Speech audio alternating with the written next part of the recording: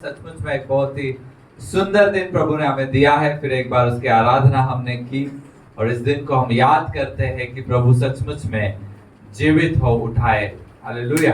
और ये हमारे लिए, सबके लिए क्या है, बहुत बड़ी आशा का एक दिन है। वैसे तो मसीह जीवन में जब हम रोज जीते हैं, हमारे लिए क्या है, प्रभु यीशु मसीह ने रोज एक आशा देकर रखी हुई है। लेकिन फिर भी हम आज ये मनाते हैं और प्रभु की महिमा के लिए फिर एक बार हम वचन को पढ़ेंगे। लूका की किताब 24वां अध्याय 1 से लेके 12 वचन।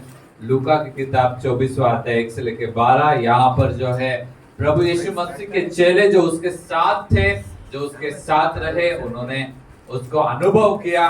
वो लोगों ने इस बात के बारे में सबूत के तौर पर ये सारी बातें लिख कर रखी है कि कैसे हुआ, क्या हुआ उस दिन प्रभु यीशु मसीह का पुनरुत्थान। मत्ती ने भी लिखा, मरकुस, लूका सभी ने लिखा, लेकिन हम लूका से हम पढ़ेंगे। परंतु सप्ताह के पहले दिन बड़े भोर को वे उन सुगंधित वस्तुओं को जो उन्होंने तैयार की थी लेकर कब्र पर आई। उन्होंने पत्थर को कब्र पर से लुढ़का हुआ पाया, पर भीतर जाकर प्रभु यीशु का शव न पाया। जब वे इस बात से भौचक्के हो रहे थे तो देखो, दो पुरुष झलकते वस्त्र पहने हुए उनके पास आ खड़े हुए। जब वे डर गई और धरती की ओर मुंह झुकाए रही तो उन्होंने उनसे कहा, तुम जीवते को मरे हुए में क्यों ढूंढती हो? वह यहाँ नहीं, परंतु जी उठा है। स्मरण करो कि उसने गलील में रहते हुए तुमसे कहा था, अवश्य है कि मनुष्य का पुत्र पापियों के हाथ में पकड़वाया जाए और क्रूस पर चढ़ाया जाए और तीसरे दिन जी उठे।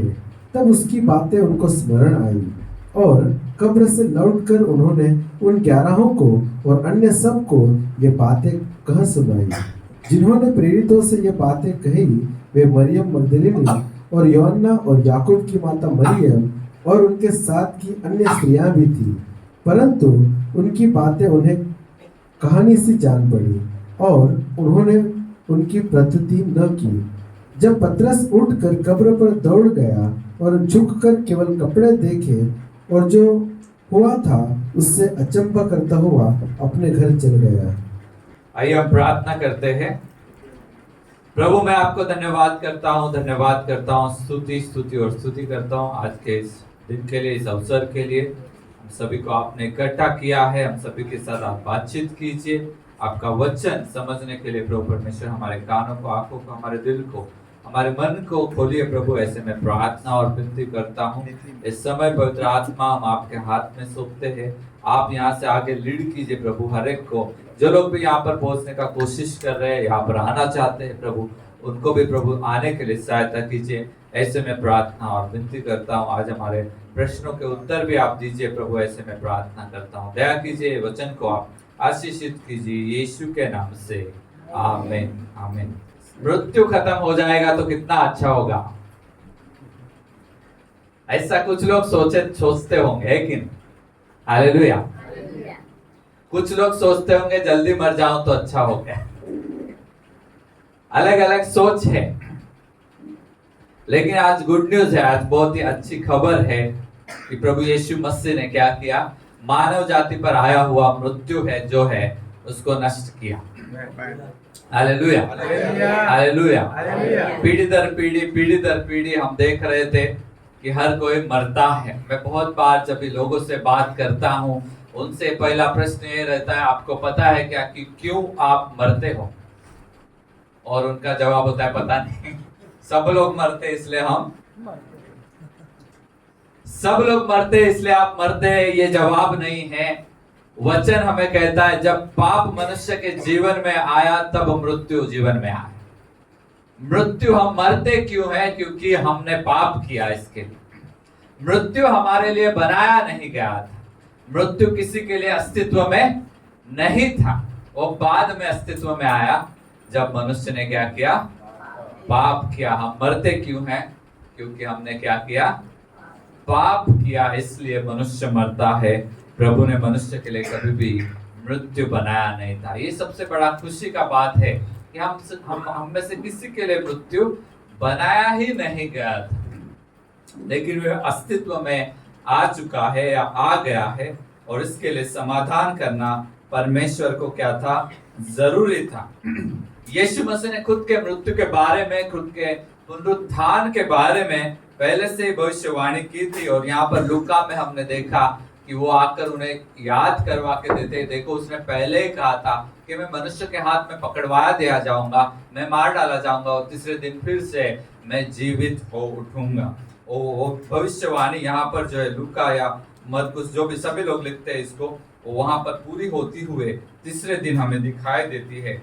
इस वक्त में थोड़ा सा हम पुराने नियम में इस मृत्यु के बारे में देखेंगे और फिर हम जो है जीवन के बारे में, जैसे वचन हमें समझाता है वैसे हम देखते हैं। आदम की वजह से मृत्यु आया।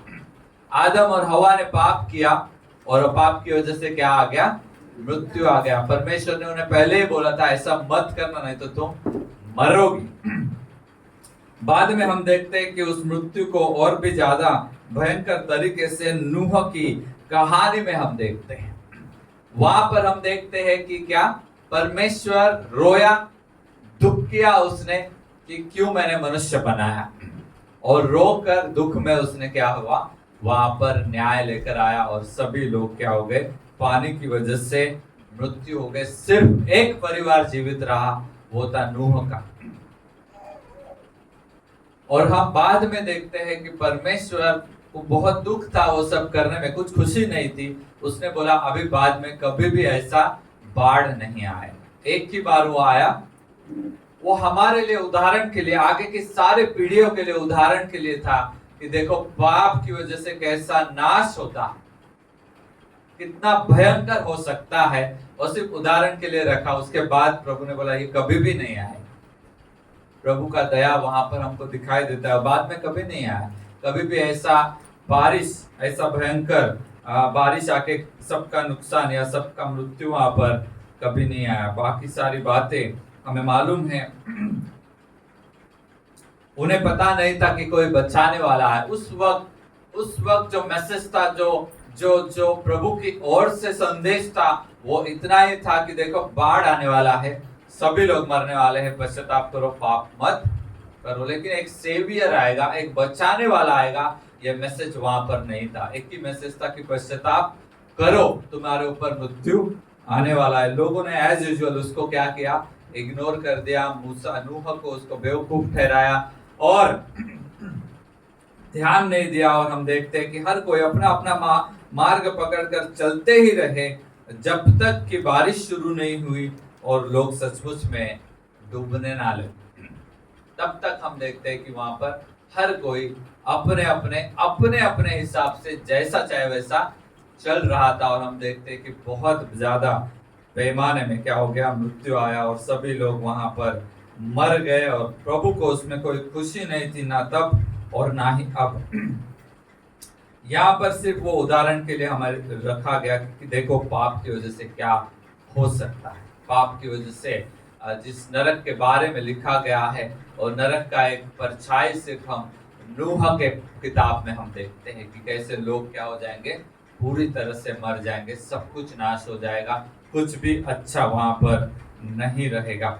बाद में हम देखते हैं कि प्रभु ने डिसीजन तो पहले से था, प्रभु का निर्णय तो पहले से था, लेकिन बाद में हम देखते हैं कि प्रभु ने सारी चीजों में, ध्यान में रखो, जीवन आशीष ये लाने के लिए योजना को शुरू कर दिया।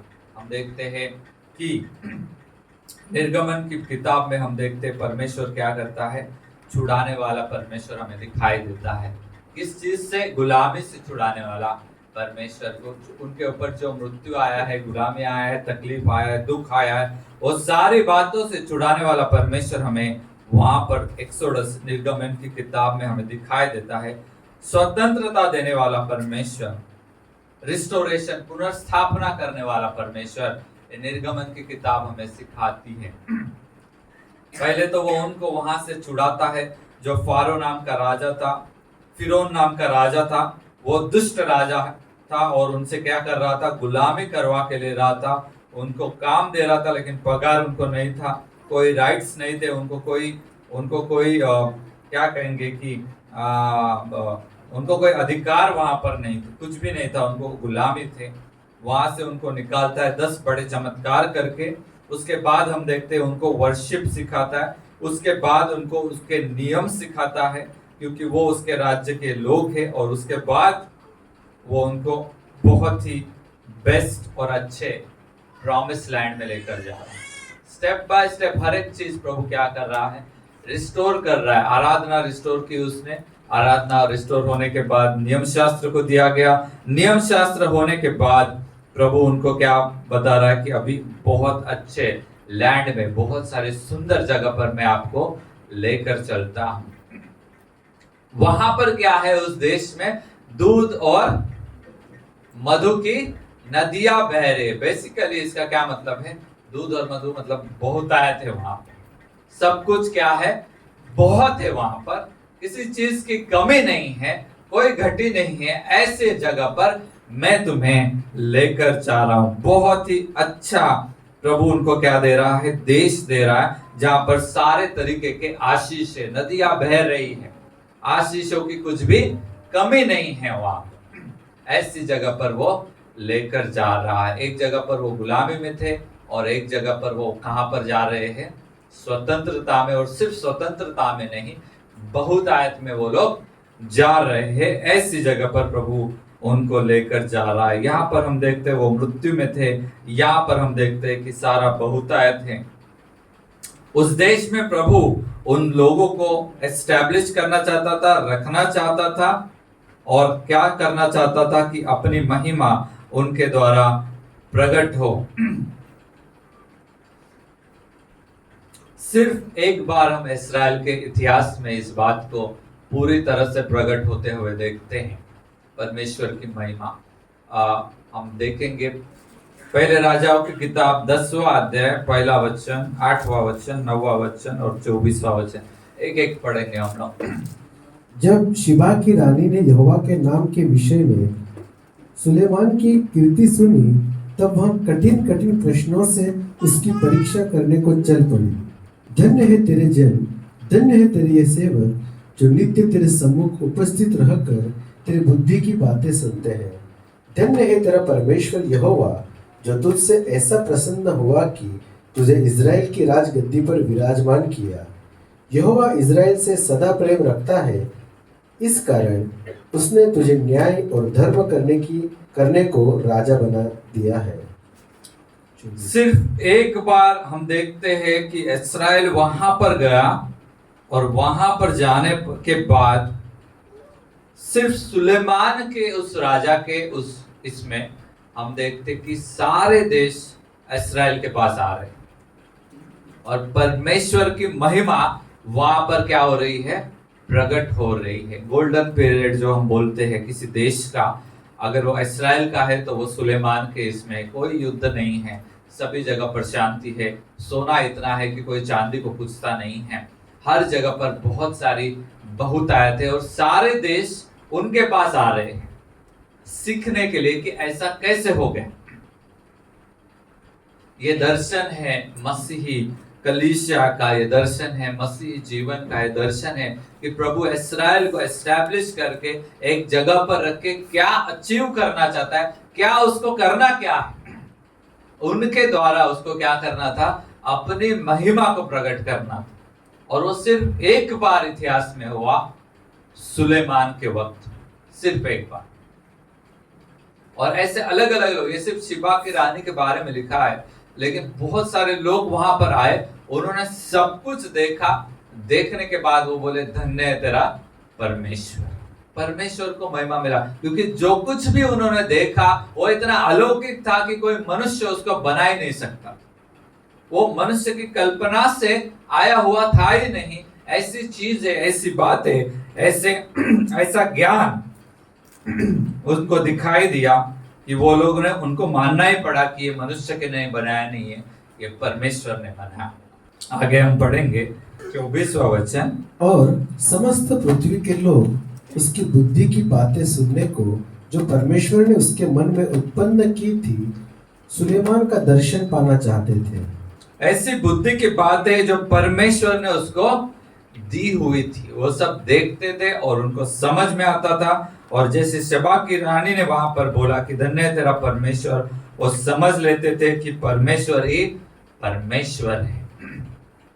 सिर्फ वहां आके उसने क्या बोला, शबा की रानी ने, हमने पढ़ा कि नहीं मुझे याद नहीं, कि जो मैंने तुम्हारा सुना था अब जब मैं देख रही हूं वो बहुत ज्यादा बड़ा है।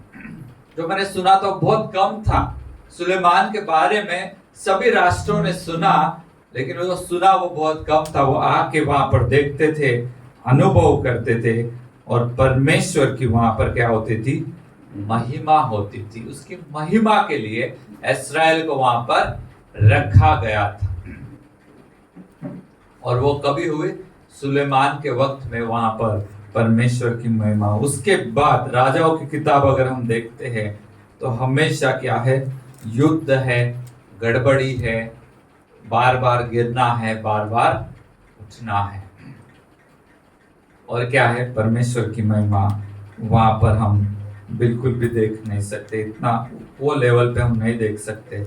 हर बार हम देखते हैं इस्राएल ने पाप किया और वो नीचे गिर गए। हर बार इस्राएल ने पाप किया, नीचे गिर गए। हर बार इस्राएल ने पाप किया, नीचे गिर गए। प्रभु, जैसे मैंने कहा कि नूह के वक्त में भी आंसुओं के साथ उसने नाश किया, वैसे ही बाद में वो कभी हम देखते राजाओं के बाद राजा, राजाओं के बाद राजा, पीढ़ियों के बाद पीढ़ियां आई। प्रभु उनका नाश नहीं करना चाहता था। टाइम दिया प्रभु ने, बहुत टाइम दिया, एक पीढ़ी के बाद दूसरी पीढ़ी, एक राजा के बाद दूसरा राजा, ऐसा होते गया होते गया होते गया, लेकिन वो सुधरे ही नहीं। बाद में प्रभु को दुख के साथ, जिनको महिमा के लिए बनाया था, उनको क्या कर दिया, पूरी तरह से नाश करना पड़ा उनके पापों के कारण।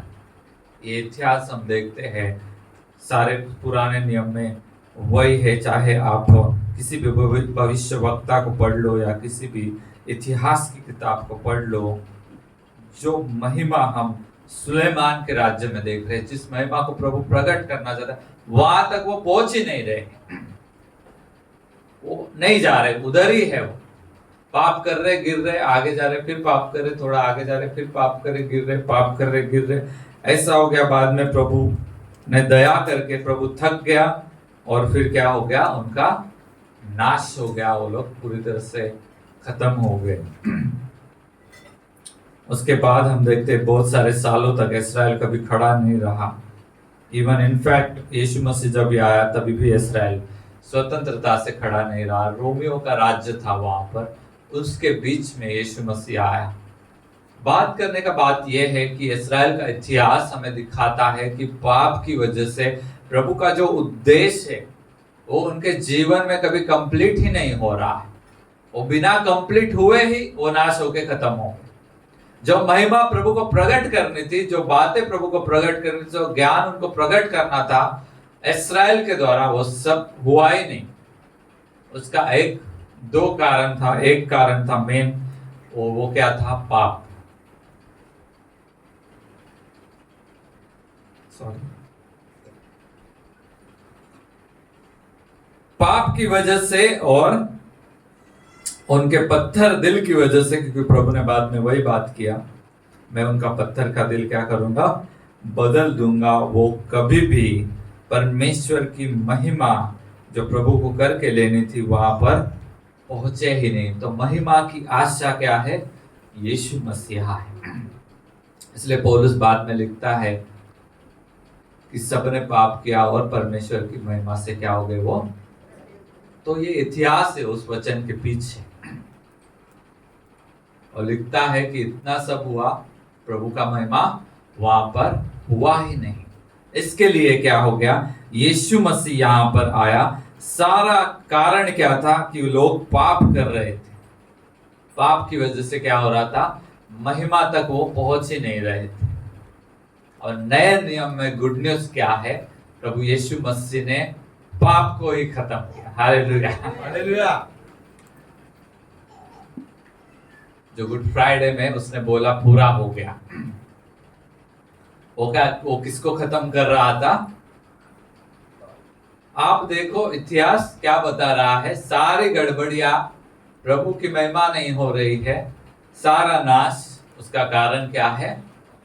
नया नियम क्रूस के ऊपर क्या बताता है? उस कारण को ही नाश कर दिया गया।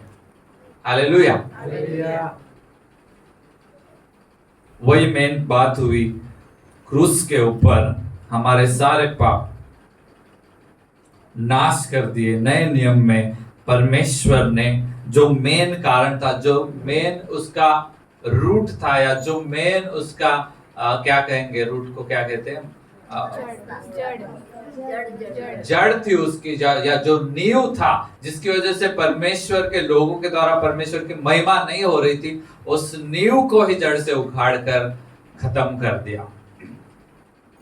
यीशु मसीह ने सारा पाप अपने ऊपर ले लिया। यशाया की किताब में एक दो वचन हम पढ़ेंगे और आगे हम जाएंगे। यशाया की किताब 53 बहुत फेमस चैप्टर है, आपको पता है, लेकिन फिर भी हम पढ़ेंगे 4 और 5 वचन। निश्चय उसने हमारे रोगों को सह लिया और हमारे ही दुखों को उठा लिया, तो भी हमने उसे परमेश्वर का मारा कूटा और दुर्दशा में पड़ा हुआ समझा।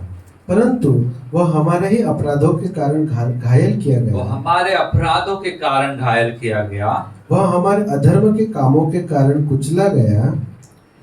हमारी ही शांति के लिए उस पर ताड़ना पड़ी कि उसके कोड़े खाने से हम लोग चंगे हो जाए। जिस पाप की वजह से सारा समस्या था, सारा समस्या आज भी हम जो देख रहे हैं और सारा समस्या हम जो फेस करते हैं, वो पाप की वजह से था। और पाप की वजह से, और उसी पाप को क्या है, यहाँ पर हम देखते हैं, उसने खुद के ऊपर ले लिया, खुद के ऊपर लेकर वो मर गया। इस तरह से उसने क्या किया? पाप को नाश कर दिया। क्या किया यीशु मसीह ने? सारा पाप खुद के ऊपर लिया और वो मर गया, तो उसके साथ पाप भी क्या हो गया? नाश हो गया। पाप भी उसने नाश किया। जिस वजह से सारे प्रॉब्लम्स थे, जिस वजह से सारी तकलीफें थी, जिस वजह से सारी गड़बड़ियां थी, वो वजह, वो पाप, वही उसने पूरा खत्म कर दिया। यहां पर क्लियरली लिखा है हमारे अधर्मों के कारण। तो अभी क्या है? नया नियम में रोमियो की किताब में और 14वां वचन, पाप जो है वो मसीह लोगों के ऊपर कभी भी राज्य नहीं कर पाएगा। हालेलुया। तब तुम पर पाप की प्रभुता न होगी। पाप की प्रभुता तुम पर नहीं होगी, क्योंकि तुम व्यवस्था के अधीन नहीं वरन अनुग्रह के अधीन हो। हालेलुया। अभी क्या है? जो मेन कारण था, जो मेन जड़ था, वो अभी उसका क्या हो गया? खत्म हो गया। वो आप में, आपके ऊपर, मेरे ऊपर पाप क्या करने नहीं पाएगा? राज्य नहीं कर पाए। पाप का गुलामी था जब तक यीशु ने पूरा हुआ नहीं कहा, तब तक था। जब यीशु ने पूरा खत्म कर दिया, कीमत हो गया, तब अभी क्या है? हमारे ऊपर पाप का राज्य नहीं रहा। रोमियो की किताब 8वां अध्याय 2 वचन, फिर एक बार वही बात है, वो बताता है, लेकिन फिर एक बार हम पढ़ेंगे उसको। क्योंकि जीवन की आत्मा की व्यवस्था ने मसीह यीशु में मुझे पाप की और मृत्यु की व्यवस्था से स्वतंत्र कर दिया। हालेलुया। पाप भी खत्म हो गया। जब पाप खत्म हो गया तो मृत्यु काय के लिए आया था? तो पाप खत्म हो गया तो क्या खत्म हो गया? हालेलुया। गुड न्यूज दे रहा हूं। और क्या खत्म हो गया? शैतान का सारा अधिकार खत्म हो गया। हालेलुया। बहुत सारे वचन है, लेकिन हम कोलोसिया की किताब में पढ़ेंगे 2 अध्याय 12 से लेके 15। जब पाप खत्म हो गया तो पाप का राज्य भी खत्म हो गया, पाप का गुलामी खत्म हो गया। जब पाप खत्म हो गया तो मृत्यु भी खत्म हो गया। जब पाप खत्म हो गया तो शैतान का राज्य भी हमारे ऊपर से जो विश्वास करते हो खत्म हो गया। ये हम पढ़ते हैं। और उसी के साथ बपतिस्मा में गाड़े गए और उसी में परमेश्वर की सामर्थ पर विश्वास करके जिसने उसको मरे हुए में से जिलाया, उसके साथ जी उठे। अभी हम बपतिस्मा जब लेते हैं, हम क्या हो गए? उसके साथ हम गाड़े जाते हैं, उसके साथ हम पाप के लिए अभी मर गए हैं, और उसके साथ हम क्या है? जीवित भी हो उठे। आगे हम पढ़ते हैं। उसने तुम्हें भी, जो अपने अपराधों और अपने शरीर की खतना रहित दशा में मुर्दा थे, उसके साथ जिलाया और हमारे सब अपराधों को क्षमा किया और विधियों का वह लेख जो हमारे नाम पर और हमारे विरोध में था मिटा डाला और उसे क्रूस पर कीलों से जड़कर सामने से हटा दिया है। और उसने प्रधानताओं और अधिकारों को उसने प्रधानताओं और अधिकारों को ऊपर से उतार कर उनका खुल्लम खुल्ला तमाशा बनाया। खुल्लम खुल्ला तमाशा हो गया शैतान का। और क्रूस के द्वारा उन पर जय जयकार की ध्वनि सुनाई। क्रूस के द्वारा उनके ऊपर क्या हो गया? जय जयकार हो गया। हालेलुया। तो गुड न्यूज क्या है? पुनरुत्थान में प्रभु ने सारा मृत्यु खत्म कर दिया, सारा शैतान का अधिकार खत्म कर दिया और सारा पाप का भी अधिकार खत्म कर दिया। तो फिर शैतान अभी भी तकलीफ क्यों देता है? ऐसा प्रश्न पड़ता है कि नहीं? मैंने पूरा इतिहास आपको बताया कि पाप ने इस्राएल के जीवन में क्या करके रखा था और यीशु मसीह काय के लिए आया और उसने उस जड़ को ही निकाल दिया, जिस जड़ की वजह से हम गुलामी में थे, जिसकी वजह से हम हमारे ऊपर मृत्यु आया था, जिसकी वजह से शैतान राज्य कर रहा था, वो सारा जड़ ही खत्म हो गया ताकि हम क्या करें? जीवन में राज्य करें। हालेलुया। ताकि हम कभी भी बाद में मृत्यु के हवाले ना किए जाए, ताकि कभी भी मनुष्य और परमेश्वर के बीच में कोई दूरी ना रहे। हालेलुया। तो गुड न्यूज यही है कि पाप भी खत्म हो गया, पाप के साथ ना मृत्यु भी खत्म हो गया और पाप के साथ साथ शैतान का पूरा अधिकार मनुष्य के ऊपर क्या हो गया? खत्म हो गया।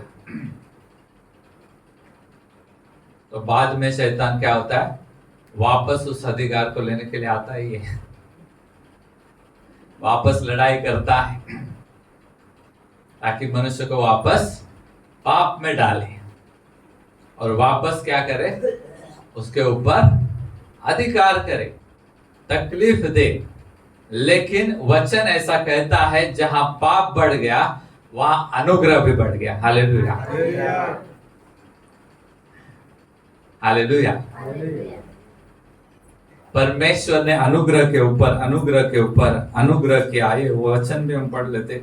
व्यवस्था बीच में आ गई कि अपराध बहुत हो, परंतु जहाँ पाप बहुत हुआ वहाँ अनुग्रह उससे भी कहीं अधिक हुआ। इसका कारण क्या है? पाप जहाँ पर बहुत हो गया, अनुग्रह भी बहुत हो गया। उसका कारण नीचे लिखा है अगले वचन कि जैसा पाप ने मृत्यु फैलाते हुए राज्य किया, वैसा ही हमारे प्रभु यीशु मसीह के द्वारा अनुग्रह भी अनंत जीवन के लिए धर्मी ठहराते हुए राज्य करे। हालेलुया। जैसे पाप के द्वारा मृत्यु ने राज्य किया, वैसे अनुग्रह के द्वारा जीवन राज्य करे। हालेलुया। हालेलुया। तो परमेश्वर ने ये सारी बातें क्या है? मनुष्य के लिए की कि बाद में उसे कभी भी मृत्यु ना मिले। एक टाइम पे आदम को प्रभु ने बोला था कि तू ये खाएगा तो सचमुच में क्या हो जाएगा? तू मर जाएगा। लेकिन अब जो है नए नियम में यहाँ पर जो है लिखा गया है, प्रभु यीशु मसीह ने कहा पुनरुत्थान और जीवन में ही हूँ, जो मुझ पर विश्वास करता है वो मर भी गया तो भी जीवित रहेगा। हालेलुया। हालेलुया। जो मुझ पर विश्वास करता है उसके ऊपर क्या है? दूसरा मृत्यु वहां पर नहीं आने वाला है। वहां पर लिखा सच में तू मर जाएगा ये खाएगा, तो यहाँ पर ऐसा लिखा है कि इसको तुम, मैं ही जीवन की रोटी हूँ, इसको तुम खाओगे तो तुम सदा के लिए जीवित रहोगे। यहाँ पर वो सब खत्म हो गया।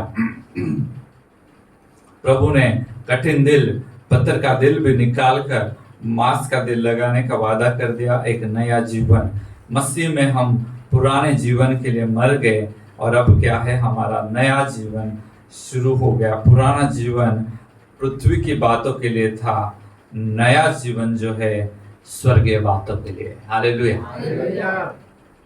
इसलिए मसीह में तुम जिलाए गए हो, इसलिए ऊपर की बातों की तरफ अपना क्या करो? ध्यान लगाओ, क्योंकि वहीं पर हमें जाना है। मसीह यीशु ने सब कुछ हमारे लिए पूरा कर दिया है। लेकिन मसीह लोगों को जब तक ये सच्चाई मालूम नहीं है तब तक क्या है, उनको तकलीफ होते रहेगा। ट्रैफिक पुलिस पकड़ते हैं और आपके पास लाइसेंस नहीं है या कुछ आपके पास नहीं है तो आपको कुछ क्या, कुछ तो भी ज्यादा ही दंड लगाया हम लोग, 10,000 या ऐसा कुछ किसी चीज के लिए लगाया हुआ ऐसा है दंड। लेकिन वो पूरा नियम ऐसा है कि उसी वक्त क्या है, अगर आपने भर भी दिया जो भी पैसा आपको भरना है, वो पैसा आपको बाद में रिफंड में मिल जाएगा जब आप सारे डॉक्यूमेंट्स उधर जाके दिखाओगे तो। हाँ, आपके पास अभी नहीं है, आपने दंड पे किया, बाद में आपको दोपहर को शाम को जाकर पूरे डॉक्यूमेंट वहां पर दिखाए, आपने जो दंड है वो आपको वापस मिल जाएगा और सिर्फ 100 रुपए आपको लगेगा, क्योंकि उस वक्त जब पूछा गया तब नहीं था। लेकिन आपके पास है, घर पे है, बाद में आप दिखा सकते हैं। तो जब तक हमको नियम पता नहीं है, ट्रैफिक पुलिस कुछ भी लूट सकता है, उसको मालूम है, इसको मालूम ही नहीं है कि नहीं, 500 रुपया ले लो, वो पावती भी मत दो उसको। तो एक्चुअली नियम ऐसा है, 100 ही रुपया आपको लगेगा, लेकिन उस टाइम के लिए क्या है, आपको 10,000 भरना पड़ेगा, बाद में 10,000 वापस होके 100 रुपया सिर्फ आपको फाइन पड़ेगा। ये क्या है, पूरा नियम ऐसा है, सत्य ऐसा है। लेकिन हमको कितना मालूम है, आधा ही। तो जब तक हमें मालूम नहीं है तब तक क्या है, वो लूटते रहेगा, तकलीफ देते रहेगा। वही बात है मसीह जीवन में, जब तक हमें सच्चाई मालूम नहीं है, हमें पता नहीं है कि पाप अभी हमारे ऊपर राज्य नहीं कर सकता, शैतान हमारे ऊपर राज्य नहीं कर सकता और मृत्यु हमारे ऊपर से खत्म हो गया है, तब तक क्या है, सब कुछ पूरा होने के बावजूद भी हमें क्या है, हम दुख में जीते हैं या हम भय में जीते हैं, या तब तक शैतान हमें क्या करता रहता है, तकलीफ देते रहता है। समझ में आया आपको? तब तक ये लोग आपको तकलीफ दे सकते हैं जब तक क्या है कि आपको आपके राइट्स पता नहीं। ये वकीलों को पूछने का उनको बराबर मालूम रहता है, वो लड़ाई करते हैं और बोलते हैं ये हमारे राइट से तुम ऐसा नहीं कर सकते। जैसे सुसमाचार प्रचार करना हमारा राइट है, कोई हमें रोक नहीं सकता, कॉन्स्टिट्यूशन ने हमको दिया गया है। जिसको मालूम नहीं फिर उधर जाके लोग क्या है, उनको रोक देते हैं, उनको बोलते हैं तुम सुसमाचार नहीं प्रचार कर सकते। क्यों नहीं प्रचार? क्योंकि हम बोल रहे, तुम कौन है बोलने वाले? कॉन्स्टिट्यूशन ने हमें राइट्स दिया है। हालेलुया। जब तक हमें पता नहीं है सच्चाई, तब तक क्या है, बंधन है। इसी को यीशु ने बोला, सत्य तुम्हें समझेगा और सत्य तुम्हें क्या कर देगा, आजाद कर देगा। जब तक पुनरुत्थान की सच्चाई, यीशु ने जो बोला पूरा हुआ, वो सच्चाइयां हमें मालूम नहीं है, तब तक क्या है, शैतान हमें बार बार तकलीफ देते रहेगा। जबकि क्या है, हमें दिया गया है वचन ऐसा कहता है कि किताब 16 अध्याय 19वां वचन में, और अभी भी हमने पढ़ा कि सारे अधिकारियों को, प्रधानों को क्या है, प्रभु यीशु मसीह ने हरा दिया है। वहां पर ऐसा लिखा है कि नरक के फाटक जो है कलीसिया के खिलाफ प्रबल नहीं होंगे, कुछ नहीं कर पाएंगे। ये सत्य है, लेकिन इस सत्य का फायदा तभी है जब हमें वो समझेगा और उस पर हम चलेंगे। हालेलुया। जब उसको हम क्लेम करेंगे, हमारा राइट्स है, लेकिन क्लेम करना पड़ता है, बताना पड़ता है, ये हमारा है कि नहीं वकील साहब, ये मेरा राइट है, मुझे मिलना ही चाहिए, ऐसा अपने को बोलना पड़ता है। तब सामने वाला चुप हो जाता है, नहीं तो वो क्या है, हमें दबाता ही रहेगा, हमें तकलीफ देता ही रहेगा और हमें क्या है, गुलाम की तरह वो हमें ट्रीट करता ही रहेगा। तो प्रभु यीशु मसीह ने हमारे लिए क्या कर दिया, पूरा विजय वहां पर हमें मिल गया। जब वो मरे हुए में से जीवित हो उठा, तो हम भी मरे हुए में से जीवित हो उठेंगे। इस बात पर उसने क्या कर दिया, मोहर लगा दी। 100% सत्य है, जैसे वो जीवित हो उठा वैसे हम क्या होंगे, जीवित हो उठेंगे। मृत्यु की सत्ता हम पर नहीं चलेगी। जो खत्म हो गया वो खत्म हो गया। गुड न्यूज यही है, वही तो मैं आपको बोला कि गुड न्यूज यही है कि सब कुछ क्या हो गया, पाप खत्म हो गया, मृत्यु खत्म हो गया, शैतान का अधिकार खत्म हो गया। यही गुड न्यूज लेकर हमें क्या है, लोगों को बताना है। हालेलुया। कितनी अच्छी खबर है। ना तो पाप राज्य कर पाएगा, ना शैतान और ना ही मृत्यु। तो राज्य कौन करेगा? प्रभु यीशु मसीह, वो हमारा राजा है। हालेलुया। और वो दयालु और प्रेम करने वाला और जीवन देने वाला राजा है। सत्य हमें मालूम हो जाता है तो फिर क्या है, लड़ाई करना हमारे लिए आसान है। जब तक नहीं मालूम है तब तक क्या है, हमें मूर्ख बनाया जाता है, हमें बंधन में रखा जाता है, हमें दबा कर रखा जाता है, ताकि हम उसके राज्य को, मतलब शैतान के राज्य को नाश ना करें। ये गुड न्यूज जो हमारे लिए है वही सारी दुनिया के लिए भी है कि देखो मृत्यु तुम्हारे ऊपर से हटा दिया गया है। मेरा पहला क्वेश्चन ये रहता है लोगों को सुसमाचार सुनाने से पहले कि तुम क्यों मरते हो? उसका जवाब क्या है, उसका समाधान क्या है? अभी अब तुमको मरने की कोई जरूरत नहीं है। हालेलुया।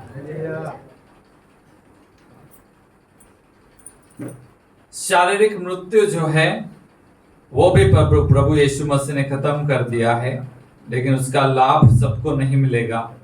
जो आखिरी तुतरी बजेगी उस वक्त जो जीवित रहेंगे वो लोग शारीरिक मृत्यु का अनुभव नहीं करेंगे।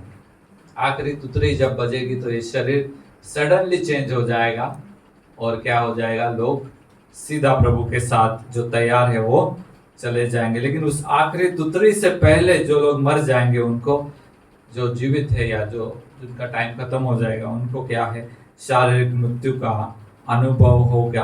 प्रभु यीशु मसीह का पुनरुत्थान का पूरा फायदा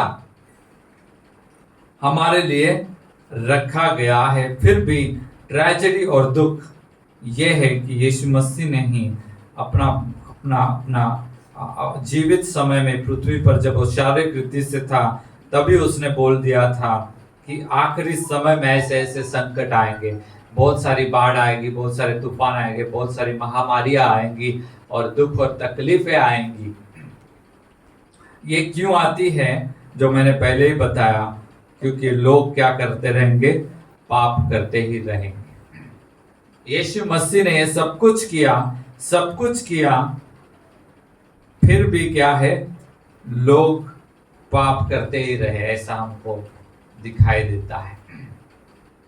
और उनके पापों की वजह से आखिर में हम देखते प्रकाशित वाक्य में क्या है, बाद में नाश करना ही पड़ा।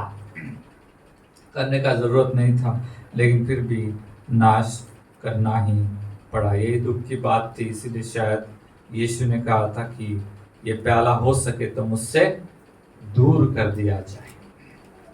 हे परमेश्वर, क्या ये प्याला मुझसे हो सके तो, लेकिन मेरी इच्छा नहीं तेरी इच्छा। प्रभु जानता था कि पाप का पूरा कीमत चुकाने के बाद, मृत्यु का पूरा कीमत चुकाने के बाद भी लोग नहीं सुधरे। ये दुख का बात आज भी है और उस टाइम पे भी था। और जहां पर प्रभु यीशु मसीह लेकर जाना चाहता है उस महिमा की ओर, वहां पर आज भी मसीही कलीसिया जा नहीं पा रहा है। जो हमने देखा, इस्राएल के लोग पाप करते थे और एक ही बार सिर्फ इस्राएल के इतिहास में ऐसा हुआ कि क्या है, सुलेमान के वक्त में परमेश्वर की महिमा प्रकट हुई। मसीह में जब हमारा पाप खत्म हो गया है, मृत्यु का भय खत्म हो गया है, मृत्यु का अधिकार भी खत्म हो गया, शैतान का अधिकार भी खत्म हो गया है, तो महिमा के लिए सारे रास्ते जो है वो खुल चुके हैं। हालेलुया। अभी हमारे द्वारा क्या है, परमेश्वर की महिमा होना बाकी है। पाप को नाश कर दिया, उसके वजह से सारे प्रॉब्लम थे, अब उसको ही खत्म कर दिया, तो होना क्या चाहिए, परमेश्वर की महिमा होनी चाहिए। लेकिन हमारा ध्यान परमेश्वर की महिमा की तरफ नहीं रहता है। हमारा ध्यान कहां पर रहता है? हमारी चंगाई की तरफ, हमारे छुटकारे की तरफ, या फिर हमारा जो भी फायदा जो हो रहा है उसकी तरफ हमारा ध्यान रहता है। प्रभु का मेन योजना क्या है? आपके द्वारा उसकी महिमा हो। उस मेन योजना तक हम क्या है, पुनरुत्थान हमें लेकर जा रहा है, लेकिन हम जाते नहीं हैं क्योंकि हमको पता नहीं होता कि हमारे द्वारा क्या है, महिमा होना भी बाकी है। मैं बचपन में प्रभु को कहता था, अभी मुझे उठा ले, मेरा उद्धार हो गया है। बहुत लोग ऐसा सोचते हैं, काश कि प्रभु उद्धार होने के बाद दूसरे दिन मुझे स्वर्ग में लेकर जाता तो कितना अच्छा होता था, है कि नहीं? ऐसा क्वेश्चन रहता है सबके दिमाग में, किधर ना किधर। आज उद्धार हो गया और उसके जैसा वो जो हो रहा था, वो था ना गुनहगार, उसको बोला आज ही तू स्वर्गलोक में अच्छा होता था। ऐसा हमारे साथ होता था, लेकिन आपको रखा गया है उसकी महिमा की। Hallelujah, hallelujah. आपको बनाया गया है, आप इस पृथ्वी पर इसीलिए आए कि उसकी महिमा।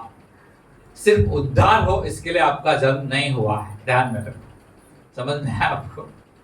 उद्धार हो गया, अभी स्वर्ग में चले जाओ, इसके लिए आपका जन्म नहीं हुआ। आपका जन्म तो इसके लिए हुआ है ताकि आपके जीवन के द्वारा उसकी महिमा हो। वो रह गया इसीलिए आप इधर है।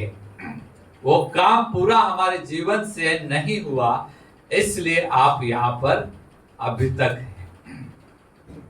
जब ये बात हमें समझ में आ गई है, आज शायद आज तक हमें पता नहीं थी प्रभु क्या अचीव कर रहा था या क्या उसका उद्देश्य था, तो आज हमें पता चल गया कि पाप का नष्ट करना ये महिमा की आशा है। हालेलुया।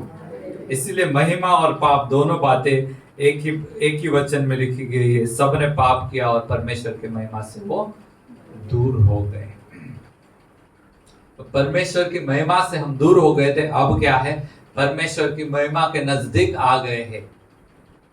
और जब हम परमेश्वर के अनुग्रह से, उसके पवित्र आत्मा के सहारे से धार्मिकता का जीवन जीते हैं, जो भी उसका योजना है उसका अनुसार हम जीवन जीते हैं, वहां पर क्या है, परमेश्वर की महिमा हमारे द्वारा होती है, जिसके लिए हमें बनाया गया है। किसी भी चीज को हम बनाते हैं, ये फैन है यहाँ पर रखा हुआ, उसका उद्देश्य हवा लगना चाहिए, लेकिन उसका हवा ही नहीं लगेगा और उसको सीधा कचरे में डाल दिया जाएगा तो उसका क्या फायदा हुआ? बनाने का कुछ भी फायदा नहीं हुआ। उसका उद्देश्य क्या है? सबको हवा मिलना चाहिए। वो उद्देश्य पूरा नहीं हुआ, बस ऐसे लटका रहा वो और बाद में उठा के खराब हो गया करके, उम्र हो गया उसका और या जंग लग गया उसको, ये कोई मतलब नहीं हो जाता। मसीह जीवन इसके लिए बनाया नहीं गया कि बस हमारा उद्धार हो जाए और फिर परमेश्वर की महिमा वगैरह कुछ ना हो और फिर हम खत्म हो जाए, ऐसा हमारा उद्देश्य नहीं है। परमेश्वर की महिमा हमारे द्वारा हो, ये परमेश्वर का उद्देश्य। आज आपको कोई भी नहीं हरा सकता, ना तो पाप आपको हरा सकता है, ना मृत्यु और ना ही शैतान। हालेलुया। फिर भी हम बार बार जब पाप में जाते हैं और महिमा के लिए हम कुछ भी नहीं करते हैं, तो फिर क्या है, वहां पर प्रभु का महिमा नहीं होता और हमें भी कोई फायदा नहीं होता और प्रभु का भी नाम बड़ा नहीं होता है। इस्राएल के लोगों के इतिहास के जैसा हमारा जीवन रहता है। कुछ टाइम वो जीतते थे और कुछ टाइम वो हारते थे, और पाप की वजह से हार जीत हार जीत हार जीत हार जीत ऐसा ही चलते रहा। उस हार जीत के बीच में क्या हो गया, लोगों को समझ में नहीं आ रहा था कि सच्चा परमेश्वर कौन है, क्योंकि हार जीत तो बाकी देशों में भी हो रही थी।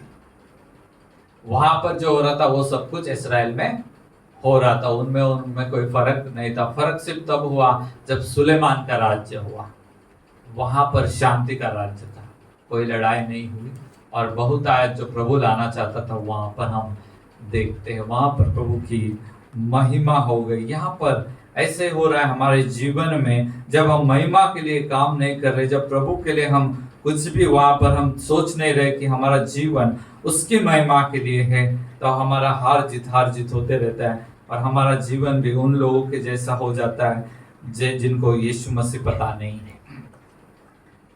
जिसको पता ही नहीं है यीशु मसीह, उनके जैसा ऑर्डिनरी साधारण जीवन हमारा भी बन के रह जाता है।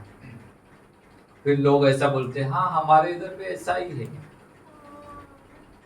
हमारे इधर भी ऐसा ही है, ऐसा बोलने का उनको मौका मिल जाता है। और वो कंफ्यूजन शैतान के लिए बहुत काम का है, क्योंकि उसके द्वारा लोगों को सच्चाई से वो दूर कर देता है। यीशु मसीह ने आपको और मुझे एक बहुत बहुत बड़ा क्या है गिफ्ट देकर गया है कि कोई भी आप पर राज्य ना करे, आप स्वतंत्रता में रहे। और पौलुस कहता है इस स्वतंत्रता का उपयोग एक दूसरे से प्रेम करने के लिए करो, ना कि शरीर की वासनाओं को पूरा करने के लिए। स्वतंत्र किया गया है यीशु ने, क्या है, हम सभी को गुलामी नहीं है। एक उदाहरण में यीशु मसीह क्या बोलता है, एक लैंडलॉर्ड है, लैंडलॉर्ड क्या बोलते हैं, जमीन का मालिक। और जमीन क्या है, अपने दासों को देता है और दूर देश में चला जाता है। गुलामी में ऐसा नहीं होता है। गुलामी में क्या होता है, एक जमीन का मालिक है, वो उधर ही बैठा रहेगा और बोलेगा ये काम करो, ये काम करो, ये काम करो, ये काम करो, सब काम करवा के ही लेगा वो, और फसल आने पर ज्यादा हिस्सा खुद ही ले लेगा। लेकिन परमेश्वर कितना भला है, हालेलुया।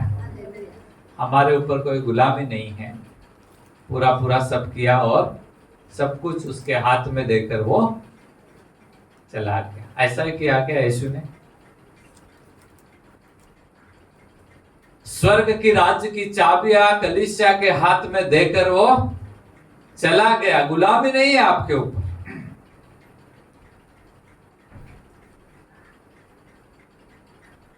गुलामी क्या है? हर दिन हर वक्त वो अगर इधर ही बैठ के चाबुक लगा के आपको मारता था और बोलता था ऐसा करो, मेरी आज्ञाओं को मानो, मेरी महिमा को करो, तो वो क्या थी? गुलामी थी। लेकिन स्वतंत्रता दी है प्रभु ने। वो चला गया, सब कुछ देकर, क्या है, पूरा प्रॉपर्टी देकर वो चला गया। मॉनिटर भी नहीं कर रहा क्या कर रहे लोग, काम कर रहे कि नहीं कर रहे। हम ऑफिस में जाते 10 कैमरे लगे थे, वो नए टाइप का गुलामी है। इमीडिएटली बॉस उधर से बोलता है ये क्या कर रहे हो तुम, इधर आओ, किया कि नहीं किया, ये फाइल, ये रिपोर्ट तुमने किया कि नहीं किया। वैसा कुछ भी प्रभु ने नहीं किया, वो पूरा देख के वो चला गया। वही मैं सोच रहा था वो चला क्यों गया, फिर मुझे समझा कि अरे गुलामी नहीं है ना, इसलिए वो चला गया। हमारे हाथ में देख के अभी तुम चलाओ, हालेलुया।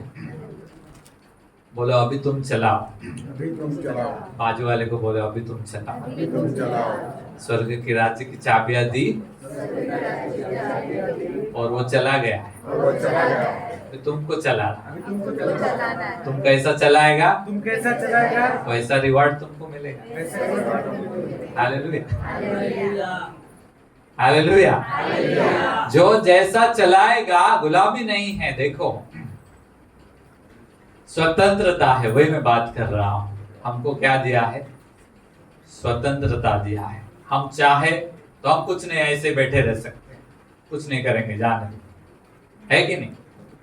वो आके कुछ बोलेगा ही नहीं, क्योंकि वो है ही नहीं इधर, वो चला गया है।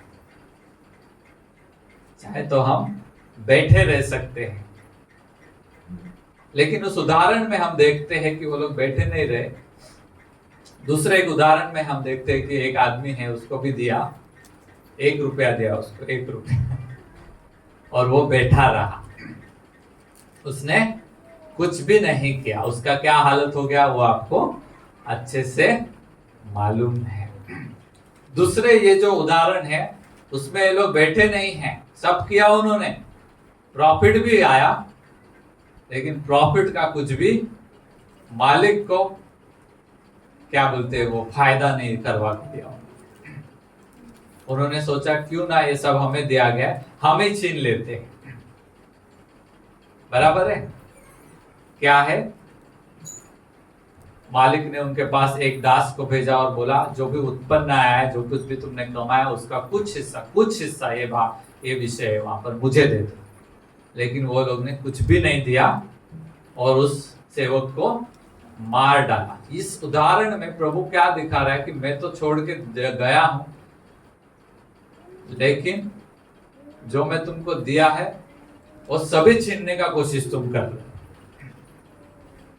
सब कुछ मेरा ही हो जाए और बाकी किसी को कुछ भी ना मिले और प्रभु को भी कुछ भी ना मिले, सारा महिमा भी मुझे ही मिले क्योंकि मैंने काम किया है। दो अलग अलग उदाहरण है। कुछ लोग क्या है, उनको दे के दिया तो वो लोग बैठ गए, उन्होंने कुछ भी नहीं किया। ये लोग ने बहुत काम किया तो उनको महिमा भी खुद ही, सब उनको ही चाहिए। अब प्रभु को कुछ भी नहीं देंगे क्योंकि हमने मेहनत किया। ये पृथ्वी प्रभु ने मनुष्य के लिए बनाया था, उनके स्वतंत्रता से उन्हें काम करना था यहाँ पर और अपने अधिकार में लेना था। वही बात है, नए नियम में प्रभु ने स्वर्ग की राज्य की चाबियां दी और वो क्या है, चला गया है। चला जाने के बाद वो जल्दी आया नहीं है अभी तक। अभी हमें टाइम दिया है कि हम क्या करें, काम करें उसकी महिमा के लिए, उसको कुछ फल लाए। ये टाइम हमें दिया गया है और अधिकार दिया, सारा टाइम का अधिकार दे दिया। जाओ, सारी चाबियां दी ना, स्वर्ग की चाबियां। जाओ, जाकर मरे हुओं को जिंदा करो, जाओ जाकर बीमारों को ठीक करो, जिसको भूत लगा है उसमें से भूत निकालो, पहाड़ को बोलो यहां से उखड़ कर उधर निकल जाए, सारा अधिकार दे दिया। और स्वर्ग की राज्य की स्थापना करने के लिए हमें स्वतंत्रता दी। जितना आप कर सकते हो उतना आप करो। धार्मिकता के लिए कोई लिमिट नहीं है। हालेलुया। कितना काम वहां पर करने का उसका कोई लिमिट वो देकर गया नहीं है। जितना आप कर सकते हो उतना करो। हालेलुया। जितने बीमारों को ठीक कर सकते हो करो, जितना सुसमाचार सुना सकते हो सुनाओ, जितने दुष्ट आत्माओं से जकड़े हो उनको निकालना है उनको निकालो, जितना सच्चाई बताना है जितना बताना है उतना बताओ, उसका कोई लिमिट नहीं है। स्वतंत्रता है पूरा। हम चाहे तो मुंह बंद करके बैठ सकते हैं और चाहे तो इसका उपयोग करके बहुत ज्यादा काम कर सकते हैं। वो अपना अपना क्या है, स्वतंत्रता है। Hallelujah, hallelujah. पुनरुत्थान हमें क्या दे रहा है, सारी चीजों पर अधिकार देकर हमें क्या दे रहा है, स्वतंत्रता दे रहा है काम करने का उसके लिए। क्योंकि ये जो काम है ये प्रेम से किया हुआ काम है, ना कि गुलामी की वजह से किया हुआ काम। प्रभु यीशु ने ऐसा नहीं बोला देखो मेरे पास अधिकार है मैं तुम्हें मार सकता हूं इसलिए काम करो। ऐसा बोला क्या उसने? नहीं। तुम मुझसे प्रेम करते हो तो मेरी आज्ञाओं को तुम मानोगे। प्रेम की वजह से काम करने के लिए स्वतंत्रता दी है। विश्वास योग्य या विश्वास रख के वो चला गया, काम दिया, सब दिया, अधिकार दिया, सब दिया और बोला अभी मैं तुम पर विश्वास रख के मैं जा रहा हूं, अभी तुम करो। तो हमारे लिए जीवन जो है वो अनलिमिटेड बातें करने का जीवन हमारे हाथ में है। हालेलुया, अनलिमिटेड, अनलिमिटेड बार आप सत्य बोलोगे, स्वर्ग से आपके ऊपर कोई दोष नहीं आएगा। हालेलुया।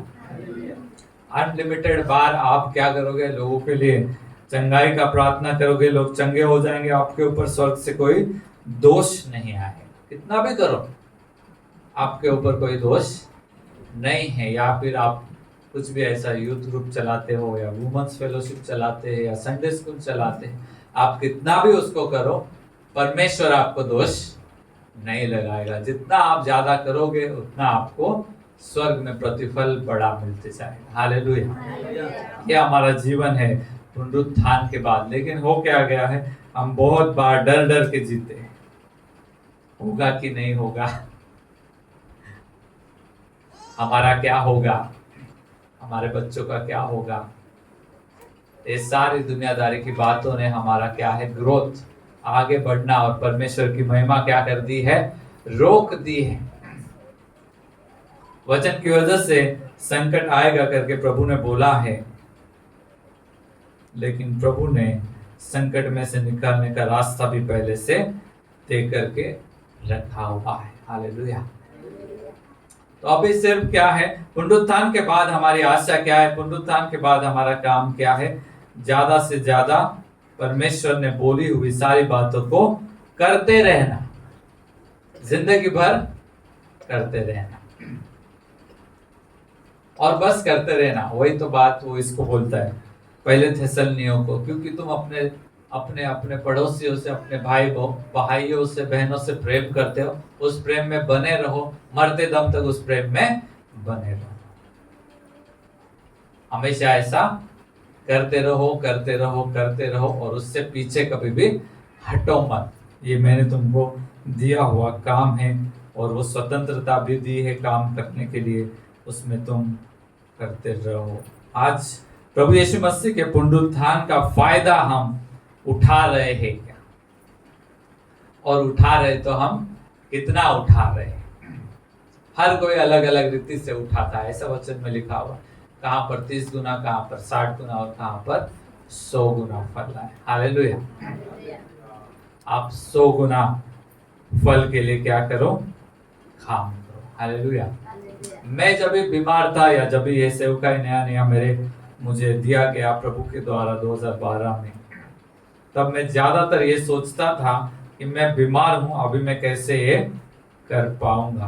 प्रभु के दास साउथ इंडिया से वो आए थे, क्या पास्टर सत्यनेशन, वही सबसे पहले आए, मुझे ऐसा लगता है 2012 में, और उन्होंने सिंपल सी बात मुझे बताई थी जो मुझे उस वक्त समझी नहीं।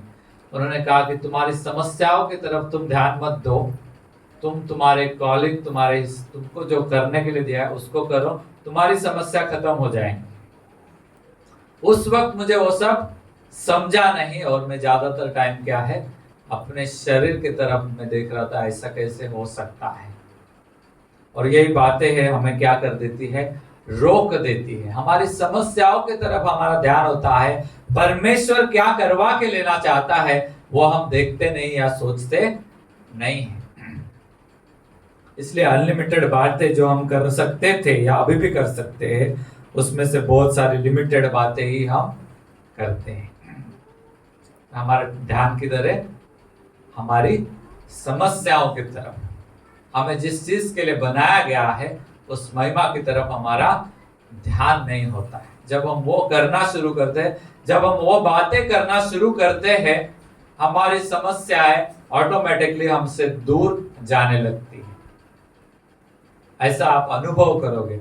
आप अनुभव नहीं कर रहे क्योंकि आप अपना फोकस, अपना ध्यान अपनी ही समस्याओं के ऊपर है। तब तक जो है आप इस बात को अनुभव नहीं करोगे कि जब आप बाहर जाकर जो काम करने के लिए आपको बोला गया है वो करना जब तक आप शुरू नहीं करोगे, तब तक आप देखो कि वो समस्या उधर है, उधर ही जैसा है वैसा ही वो है।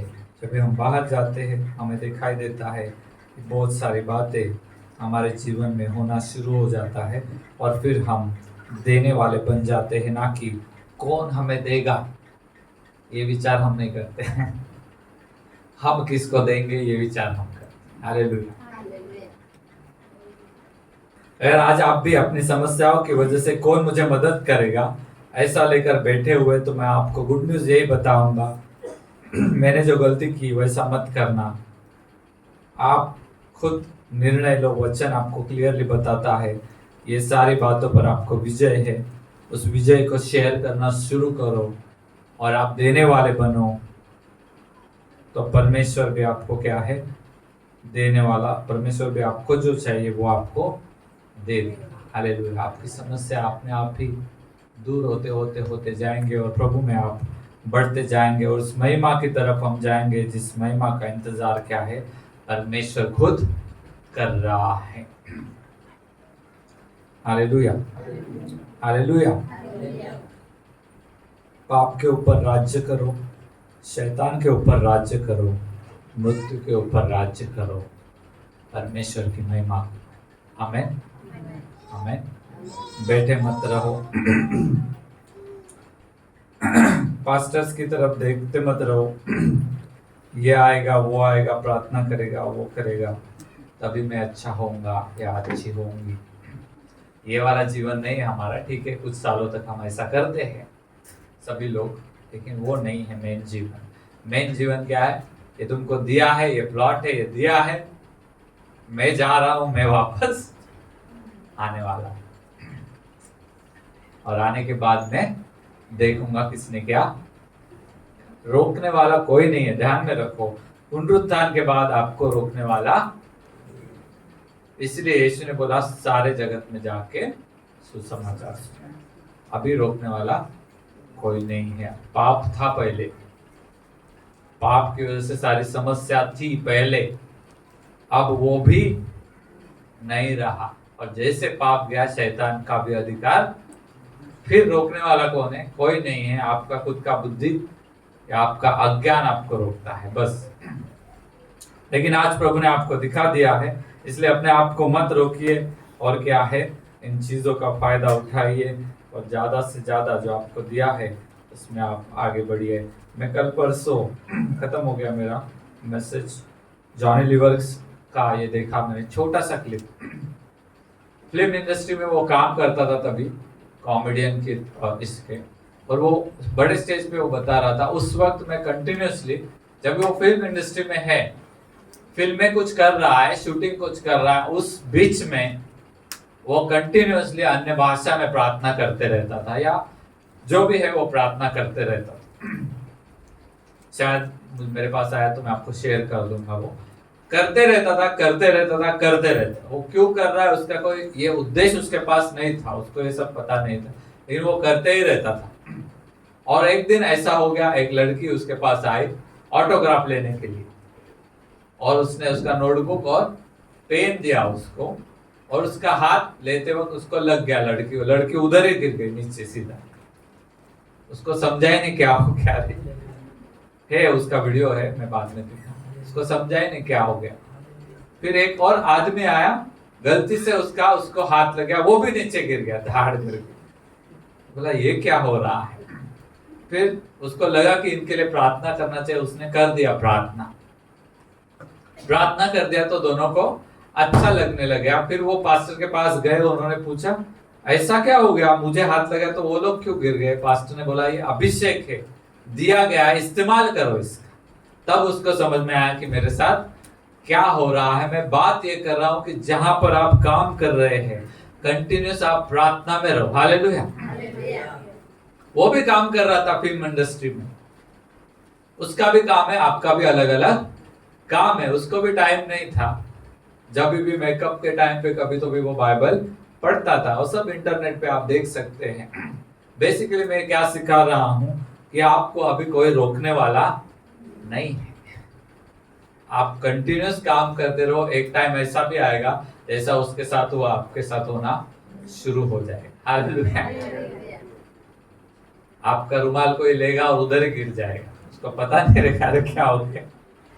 कुछ भी हो सकता है। देखो हमारे लिए क्या है, अनलिमिटेड बातें करना अभी बाकी रह गया है। हमें क्या है, प्रार्थना में सिर्फ कंटिन्यू आगे बढ़ना है। आप ये मत करते, आप वो मत बोलते बैठो मुझे बहुत काम है, बहुत काम है, बहुत काम है, बहुत टेंशन है, बहुत टेंशन है। नहीं, आप पूरा टाइम कंटिन्यूसली उसके जैसा ही प्रार्थना में लगे रहो, लगे रहो, लगे रहो। प्रभु आपके लिए दरवाजा सेवकाई के लिए खोलेगा। हालेलुया। उसको भी पता नहीं था कि सेवकाई के लिए उसके लिए दरवाजा खुल रहा है, उसको पता ही नहीं था। बस वो प्रार्थना कर रहा था, वैसे आप करो। इतना सिंपल सा बात है, वही बात है मैं भी कर रहा हूँ। प्रभु नए नए लोगों को दरवाजे खोल रहा है। 2 दिन पहले हम लोग एक जगह पर गए, शांति दत्ता जी पहले गए थे। डॉक्टर ने उसको भेज दिया था घर पे, बोला था अभी खत्म हो गया, अभी कुछ नहीं हो सकता इसका। मैं पुणे में था, उन्होंने प्रार्थना की, बाद में हम गए उधर।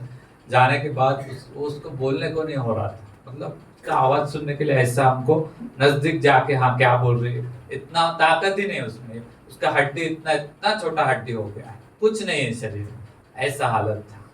फिर हम गए, प्रार्थना बितना किया। प्रार्थना करने के बाद उठ के उसको ताकत दिक्कत आ गया, दुष्ट आत्मा थे वो सब निकल गए। ज्यादा नहीं बताऊंगा, सिर्फ इतना ही बता रहा हूँ। बाद में उसने खाना खाना शुरू किया। 7 दिन उसने खाना नहीं खाया था, या 20 दिन, ऐसा कुछ तो भी मुझे याद नहीं। बाद में वो डॉक्टर के पास गई, डॉक्टर गड़बड़ा गया, बोला ऐसा कैसा हो सकता है, कौन है ये लोग, उनको मेरे पास लेकर आओ, ऐसा डॉक्टर ने बोला। और बोला अभी 1.5 महीने तक आना नहीं हुआ, 1.5 महीने के बाद आओ, क्योंकि उसको मालूम है ये गई थी, इसका कुछ हो नहीं सकता था।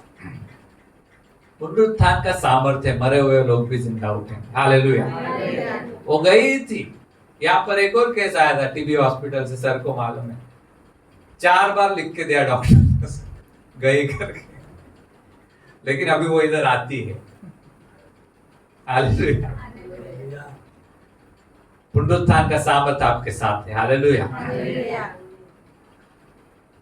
आप प्रार्थना में बने रहो, आपके जीवन में क्या है, परमेश्वर दरवाजे खोलना शुरू करेगा। फिर हम कल गए थे वहां पर, और भी 7-8 10 लोग आ गए, क्योंकि उनको मालूम था कि ये मरने वाली थी, मरने का इंतजार घर पे कर रहे थे। ऐसा वो बाद में पता चला ये चल रही है बाइक पर बैठकर। डॉक्टर के पास गए तो वहां पर वो भी गड़बड़ा गया, अरे ये बाइक पे कैसे बैठी, और ये आ कैसे गई, और ये चल कैसे रही है। तो उसके पास भी जाना है। ये सब क्या है, दरवाजे खुलते हैं, ऐसा सब होते जाता है, एक। फिर दूसरे परिवार में गए, उधर प्रार्थना किया, ऐसा जान दो, अभी वो नहीं बताते हम लोग। लेकिन बात ये है, जैसा वो चल रहा है जॉनी लीवर का, वैसा आप चलो, प्रार्थना में हमेशा बने रहो, अपनी समस्याओं की तरफ ज्यादा ध्यान मत दो, वो प्रभु हैंडल कर लेगा। और आपका जो काम है, आपको अस्तित्व में जिस कारण के लिए रखा गया, वो काम आप करते रहो। पुनरुत्थान की सामर्थ आपके साथ है। आइए हम प्रार्थना करते हैं। धन्यवाद परमेश्वर, हम आपको धन्यवाद करते हैं, स्तुति और स्तुति करते हैं प्रभु। सचमुच में प्रभु परमेश्वर, आपने सब कुछ हमारे लिए जीत लिया। उस क्रॉस के ऊपर, उस जो कब्र अभी खाली पड़ी है, उस कब्र में प्रभु परमेश्वर हमारे लिए आपने जीत रखा हुआ हमें दिखाई देता। हम आपको धन्यवाद करते हैं प्रभु। Thank you Jesus. प्रभु परमेश्वर, आज फिर एक बार आपने बातचीत किया और हमें प्रभु परमेश्वर इनकरेज किया, हम आपको धन्यवाद करते हैं। आज से प्रभु हम निर्णय लेते हैं, हम भी इस मार्ग में और भी ज्यादा बढ़ते रहेंगे, चलते रहेंगे। हमारी सारी समस्या हम आपके हाथ में सौंप रहे प्रभु परमेश्वर, उसकी तरफ नहीं, हमारे कॉलिंग की तरफ हम ध्यान देते हैं, और उसमें आगे बढ़ते रहने के लिए हर एक को सहायता कीजिए। मुझे भी और सारे कलीसिया को सहायता कीजिए। जिन लोगों को आपने शेप दिया है, जिन लोगों को अभिषेक दिया है प्रभु परमेश्वर, वो कभी भी बैठे ना रहे प्रभु परमेश्वर, कभी भी खाली ना रहे प्रभु परमेश्वर, लेकिन आपकी महिमा के लिए बहुत आयत से फल लाए, ऐसा आप मान दीजिए, यीशु के नाम से आमीन।